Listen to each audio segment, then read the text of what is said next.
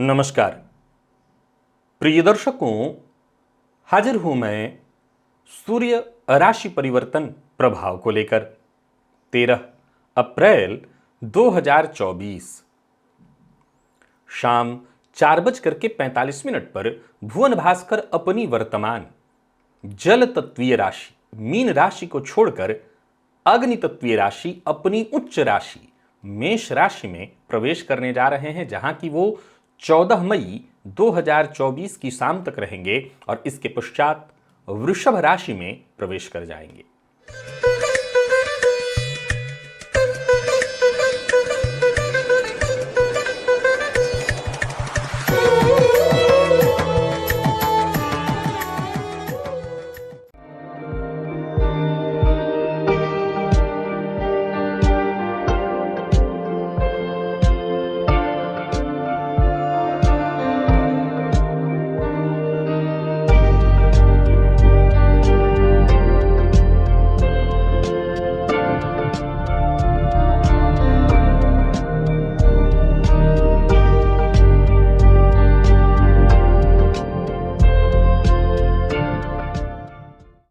मेष से लेकर मीन राशि पर्यंत प्रत्येक राशि के जातकों के लिए पद प्रतिष्ठा मान सम्मान आत्मा पिता उच्च सरकारी नौकरी के कारक सूर्य क्या प्रभाव लेकर के आ रहे हैं। प्रिय दर्शकों, आप जानते हैं सूर्य का शुभ प्रभाव जीवन के प्रत्येक क्षेत्र में उच्च सफलता हासिल कराने वाला होता है। तो वहीं जब सूर्य खराब स्थिति में होते हैं तो मान सम्मान की कमी, पिता को कष्ट, नेत्र पीड़ा, जातक के आत्मविश्वास में कमी की स्थिति को उत्पन्न करा देता है। प्रिय दर्शकों, जब भी कोई ग्रह अपनी उच्च राशि में होता है तो वो सर्वाधिक बली ग्रह होता है। सूर्य जो कि नैसर्गिक बली ग्रह हैं, जब वो अपनी उच्च राशि में होंगे तो सीधी सी बात है सर्वाधिक श्रेष्ठ फल उत्पन्न करेंगे। मेष से लेकर मीन राशि पर्यंत प्रत्येक राशि के जातकों के लिए सूर्य का यह गोचर कैसा प्रभाव लेकर के आ रहा है, चलिए इस विषय पर हम चर्चा प्रारंभ करें। प्रिय दर्शकों, इस गोचर काल के दौरान सूर्य के साथ देव गुरु बृहस्पति भी मेष राशि में है और इन दोनों पर शनि की दृष्टि है। लेकिन एक बात समझने की है, देव गुरु बृहस्पति अब मेष राशि को छोड़ने वाले हैं मई में।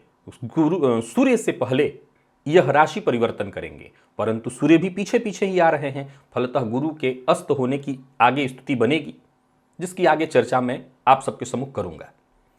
तो चलिए चर्चा प्रारंभ करते हैं। प्रारंभ में ही बता दूं, यह राशिफल मैं आपको आपके चंद्र राशि के आधार पर बताने जा रहा हूं। सबसे पहले चर्चा मेष की है।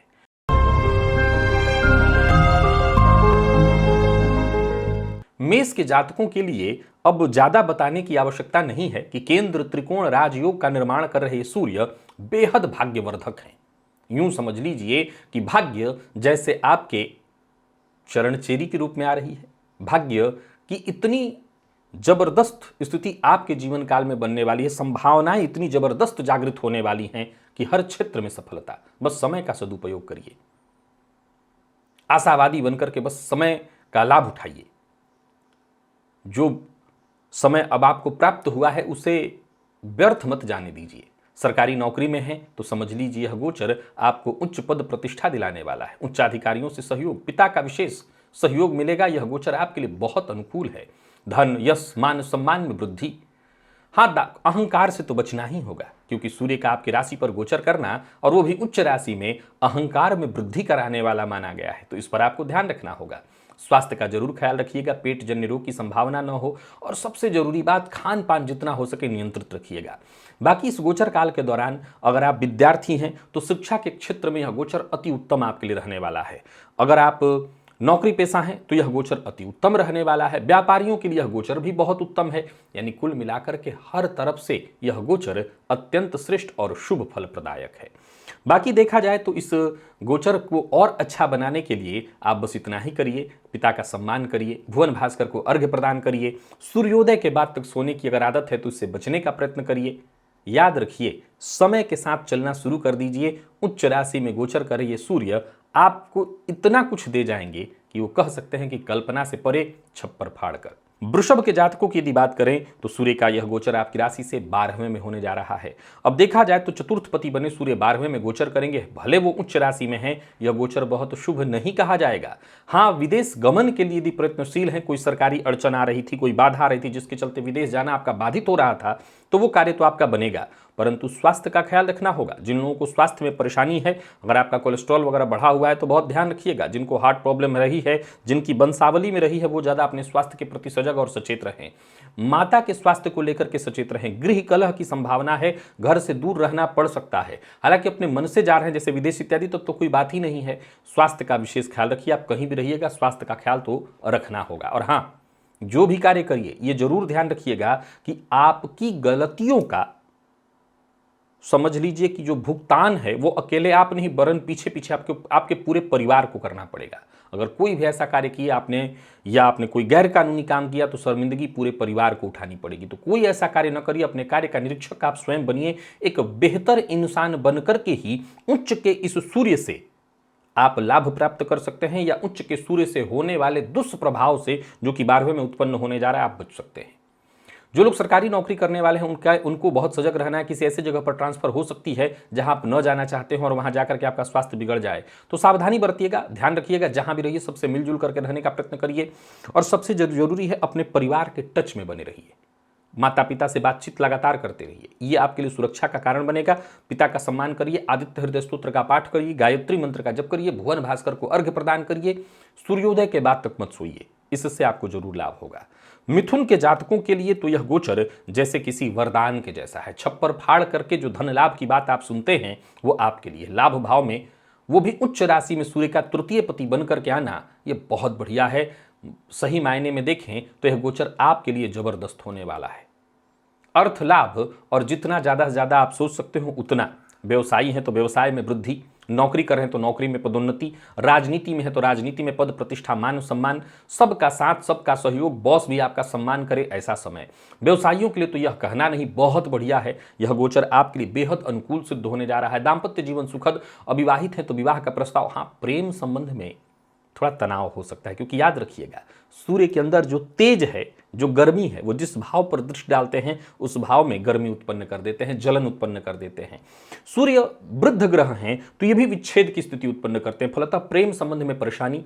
जो गर्भवती महिलाएं हैं उन्हें अपने गर्भ का विशेष ख्याल रखना होगा, जिनका गर्भ प्रारंभिक दौर का है।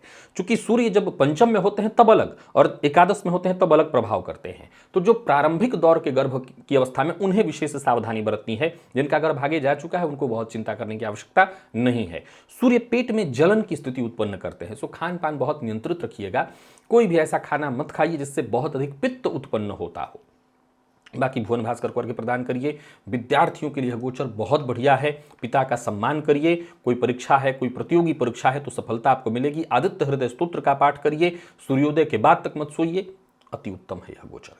और वहीं कर्क के जातकों के लिए भी सूर्य का यह गोचर बहुत बढ़िया है। मतलब समझ लीजिए कि आपके जीवन में जहां कहीं नकारात्मकता, निराशा की स्थिति उत्पन्न थी, उन सभी परेशानियों से, निराशा की स्थिति से आपको बाहर निकालने के लिए है सूर्य का यह गोचर। जहां सूर्य अपनी उच्च राशि में द्वितीय पति बनकर के दशम में गोचर करेंगे, ये अपने आप में अत्यंत श्रेष्ठ स्थिति मानी गई है। ये अपने आप में अत्यंत श्रेष्ठ स्थिति है। इसे धन त्रिकोण का अगर आप निर्माण करें, धन त्रिकोण का, तो यह भी एक तरह से केंद्र त्रिकोण राजयोग बन जाता है। हालांकि इसे केंद्र त्रिकोण की संज्ञा नहीं दी जा सकती, परंतु धन त्रिकोण के दृष्टिकोण से बहुत बढ़िया है। उच्चाधिकारियों से विशेष लाभ, सरकारी नौकरी करने वालों को जबरदस्त लाभ, आपकी योजनाएं पूर्ण सफल होंगी। यह गोचर आपको अनुकूल प्रगति देने वाला है। उच्च के सूर्य हर तरह से आपको सफलता दिलाएंगे। नौकरी में सफलता, नई नौकरी की तलाश में है तो सफलता, कोई नया व्यवसाय आरंभ करना चाहते हैं तो वहां सफलता, यानी एक सफलता की संभावनाओं का नया दौर। कोर्ट केस इत्यादि से जूझ रहे थे उससे मुक्ति मिलेगी। कोई नया कार्य शुरू करने की सोच रहे तो अवश्य करिए, क्योंकि यह गोचर आपके लिए अनुकूल स्थिति उत्पन्न करने जा रहा है। चहुओर से संभावना ही संभावना दिखाई पड़ रही है। दिग्बली सूर्य और वो भी उच्च राशि में, ये बेहद जबरदस्त स्थिति है। पैतृक संपत्ति को लेकर के यदि कोई चिंता थी, विवाद था, उससे मुक्ति। पैतृक संपत्ति को बेच करके कोई नई संपत्ति खरीदना चाहते हैं, कोई नई संपत्ति खरीदना चाहते हैं, बैंक से लोन लेना चाहते हैं, यह गोचर बहुत बढ़िया है। केवल बढ़िया। इस गोचर का आपको लाभ उठाना चाहिए। भुवन भास्कर को अर्घ्य प्रदान करिए। पिता का सम्मान करिए। कोई गलत कार्य, कोई गैर कानूनी कार्य मत करिएगा। सिंह के जातकों के लिए सूर्य का यह गोचर आपकी राशि से नवम में होने जा रहा है। यह भी आपके लिए अत्यंत श्रेष्ठ है। यह केंद्र त्रिकोण राजयोग की स्थिति, जहां आपके राशिपति बनकर के सूर्य भाग्य भाव में और भी उच्च राशि में, यह गोचर बहुत बढ़िया है आपके लिए, आपके पिता के लिए भाग्यवर्धक है। मान सम्मान में वृद्धि, समाज में कोई विशेष पद आपको दिया जाए, पदोन्नति, राजनीतिज्ञों के लिए तो कहना ही नहीं, परिवार के मध्य कोई शुभ कार्य हो, छोटे भाई बहनों का विशेष सहयोग मिले, पूजा यज्ञ अनुष्ठान इत्यादि में आपकी रुचि जागृत हो, सब परिवार कहीं तीर्थ यात्रा के लिए प्लान बना सकते हैं। जो उच्च शिक्षा के विद्यार्थी हैं उन्हें और ज्यादा सफलता मिलेगी। सूर्य का यह गोचर जो कि उच्च राशि में आपके भाग्य भाव में है वो अत्यंत शुभ प्रतीत हो रहा है आपके लिए। यानी जहां से भी आप नजर डालिए यह गोचर केवल और केवल आपके लिए शुभ स्थिति ही उत्पन्न करने जा रहा है। जैसे जैसे सूर्य आगे बढ़ेंगे इनके बल में वृद्धि होगी और यह सूर्य अपना श्रेष्ठतम प्रभाव आपके लिए उत्पन्न करेंगे। पिता का सम्मान करिएगा, आदित्य हृदय स्तोत्र का पाठ करिएगा। सूर्योदय के बाद तक सोने की यदि आदत है तो उससे बचने का प्रयत्न करिएगा। याद रखिए, आपकी दिनचर्या को अगर ठीक कर दिया जाए तो सूर्य कभी बुरा प्रभाव नहीं दे सकते। सूर्य बुरा प्रभाव देते ही तब हैं जब हमारी दिनचर्या खराब हो। तो दिनचर्या ठीक करिए, यह गोचर आपके लिए अति उत्तम सिद्ध होने जा रहा है। अगर आपके पिता कार्यक्षेत्र में हैं, रिटायर्ड नहीं हैं, उनको विशेष लाभ होगा। कन्या के जातकों के लिए सूर्य का यह गोचर अष्टम में होने जा रहा है और यह गोचर आपके लिए बहुत अनुकूल नहीं है। 12वें का स्वामी बनकर सूर्य का अष्टम में गोचर करना कहीं ना कहीं, हाँ, अगर आप साधक हैं, साधना में आपकी रुचि है, साधना करते हैं तो बहुत अच्छा है।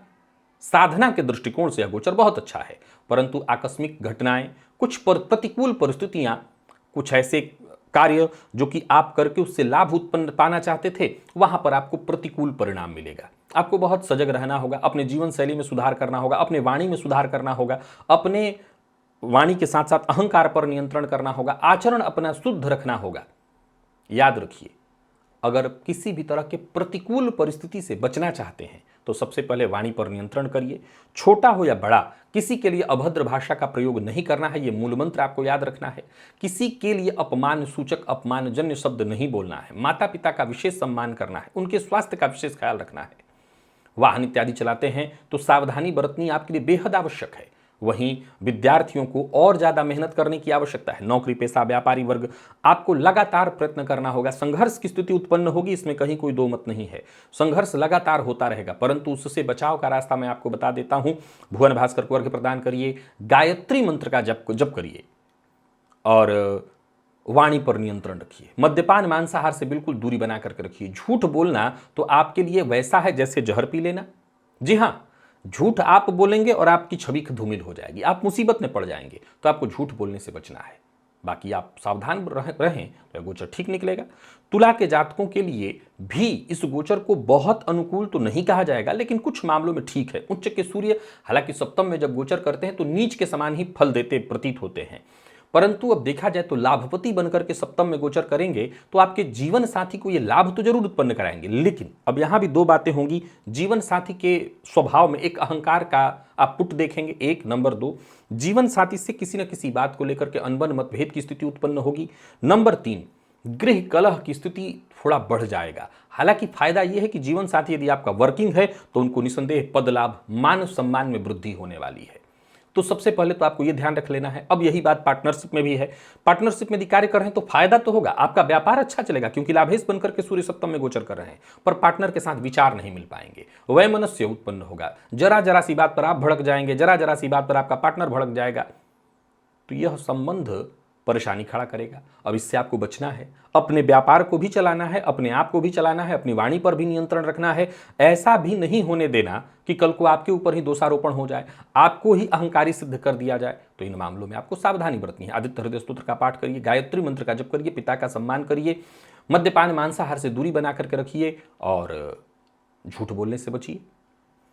वृश्चिक के जातकों के लिए सूर्य षष्ठ में गोचर करने जा रहे हैं, जहां दशमपति बनकर के षष्ठ में गोचर करेंगे। यह गोचर विद्यार्थियों के लिए बहुत बढ़िया है, राजनीतिज्ञों के लिए भी बहुत बढ़िया है और उन सभी लोगों के लिए बहुत बढ़िया है जिनका केवल और केवल भरोसा पुरुषार्थ में है।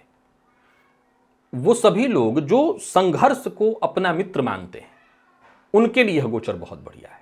इस गोचर काल के दौरान जो भी आपके छिपे हुए शत्रु थे, जो सदैव आपके पीठ पर वार किया करते थे, वो हो सकता है प्रत्यक्ष आ जाएं। अब तक अगर आपने उनका चेहरा नहीं देखा तो आप जान जाएं वो कौन लोग हैं। आपको याद रखना है, ये बहुत मूल बात है जो आपको ध्यान में रखना है।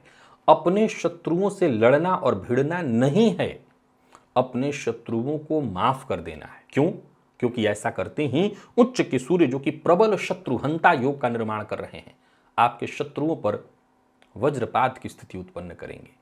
आप अगर उनसे लड़ने भिड़ने जाएंगे तो उनको नुकसान नहीं पहुंचा पाएंगे, लेकिन अगर आप चुप हो जाएं तो आप देखिए फिर विरोधियों का क्या होता है। वो ऐसे किसी मुसीबत में फंसेंगे जिनसे बचना उनके लिए मुश्किल हो जाएगा। बाकी यह गोचर आपके लिए अनुकूल परिणाम लेकर के आ रहा है। आप विद्यार्थी हैं तब तो बहुत ही बढ़िया। प्रतियोगी परीक्षा के विद्यार्थियों को तो जी जान लगा करके लग जाना है, सफलता मिलेगी।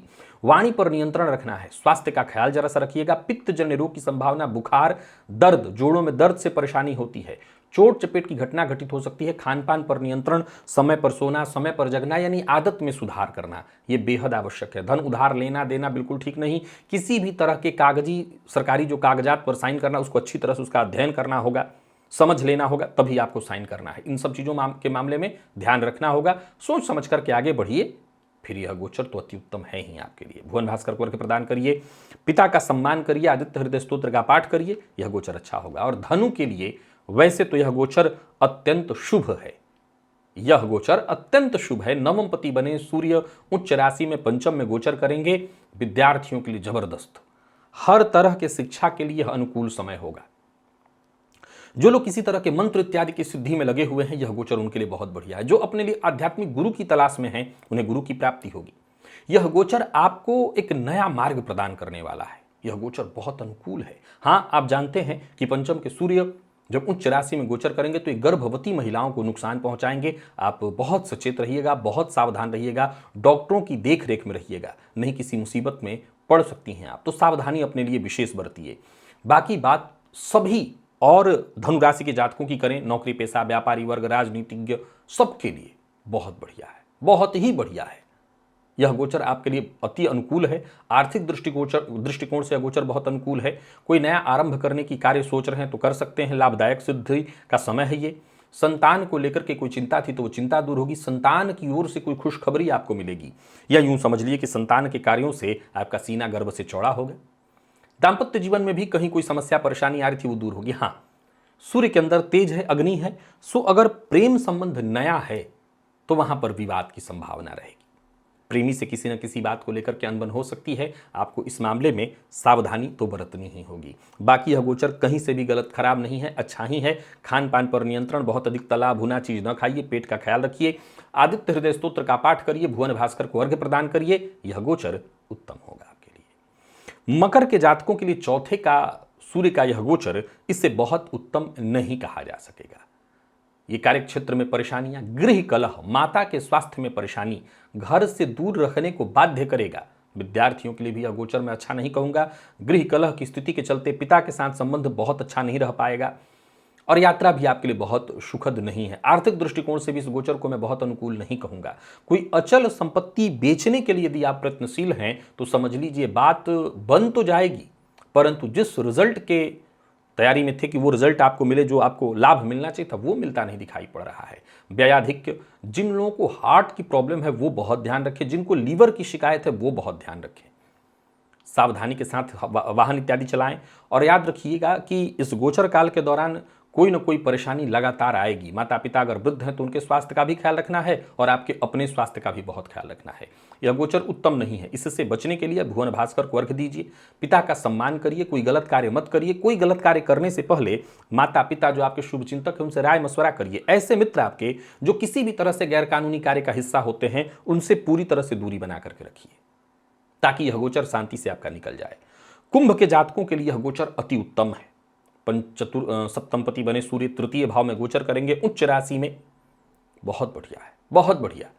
आपके भाई बहन अगर छोटे हैं तो उनका आपको बस इतना ही ख्याल रखना है, उन पर अपनी बात थोपनी नहीं है। हां, आपको अपनी बात थोपनी नहीं, उनको अपनी बात आप मना करने के लिए बाध्य मत करिए। हाँ, कहिए, अगर वो सही है, मानना चाहते हैं तो ठीक, नहीं तो कोई बात नहीं। बाकी यह गोचर बढ़िया है। कार्य क्षेत्र में उच्चाधिकारियों से विशेष सहयोग मिलेगा। राजनीतिज्ञों के लिए, सरकारी नौकरी करने वालों के लिए, व्यापारियों के लिए बहुत बढ़िया है। प्राइवेट सेक्टर के लोगों के लिए बहुत बढ़िया, कुछ अच्छे और बड़े प्रोजेक्ट मिलने वाले हैं जिस पर लंबे समय तक काम करके आपको अच्छा अर्थ लाभ होगा। जो लोग सरकारी टेंडर इत्यादि लेते हैं उनके लिए तो बहुत ही बढ़िया है, अनुकूल है यह गोचर। आपके काम बनने वाले हैं, नए प्रोजेक्ट्स आपको मिलेंगे। तो वहीं विद्यार्थियों के लिए भी बहुत बढ़िया रहने वाला है। काम की अधिकता थोड़ी ज़्यादा होगी, फलतः इसका प्रभाव आपके स्वास्थ्य पर पड़ सकता है। अपने स्वास्थ्य को आराम दीजिएगा, बीच बीच में अवकाश लीजिएगा। भागम भाग बनी रहेगी, लेकिन कोई घबराने की आवश्यकता नहीं। यात्रा सावधानी के साथ करिएगा और अगर समय मिले तो पूजा पाठ धार्मिक कृत्य करते रहिए। भुवन भास्कर को अर्घ्य प्रदान करिए, पिता का सम्मान करिए, किसी भी तरह का कोई गलत कार्य मत करिए। मीन के जातकों के लिए सूर्य का यह गोचर, जो कि षष्ठपति बने सूर्य द्वितीय भाव में गोचर कर रहे हैं, कुछ ठीक कुछ खराब, मैं इसको 50-50 रखूंगा। आर्थिक दृष्टिकोण से इसको बहुत अच्छा तो कहूंगा, परंतु षष्ठेश बने सूर्य द्वितीय भाव में गोचर करेंगे, फलतः ऋण कारक स्थिति उत्पन्न कराते हैं। कई बार तो ये आपके गलत निर्णयों के कारण, चूंकि शनि की 7.5 की अंतिम प्रथम ढैया भी आपको चल रही है, सो गलत निर्णयों के कारण आपको ऋण कर्जदार भी बनाते हैं। तो सावधानी बरतनी है। ऋण देना लेना दोनों के लिए यह गोचर उत्तम नहीं प्रतीत होता। कार्य क्षेत्र में बहुत सावधान होकर के आपको काम करना है। अपने मन की बात हर किसी से शेयर नहीं करनी है। हर कार्य को लेकर के कुछ दुविधा की स्थिति उत्पन्न होगी। मन को बहुत शांत रखने का प्रयत्न करना है। भुवन भास्कर को अर्घ्य देना है। वाणी पर जितना हो सके नियंत्रण रखना है।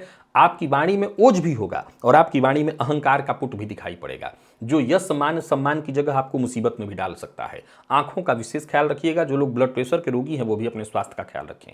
वैसे तो विद्यार्थियों के लिए इस गोचर को मैं ठीक कहूंगा, पर फिर भी कहीं ना कहीं मन आपका पढ़ाई में कम लगेगा। इधर उधर की चीजों में ही आपका समय जाने वाला है। मैं इस गोचर को पूर्ण रूपेण आपके लिए उत्तम नहीं कह सकता। सो सावधानी बरतिएगा।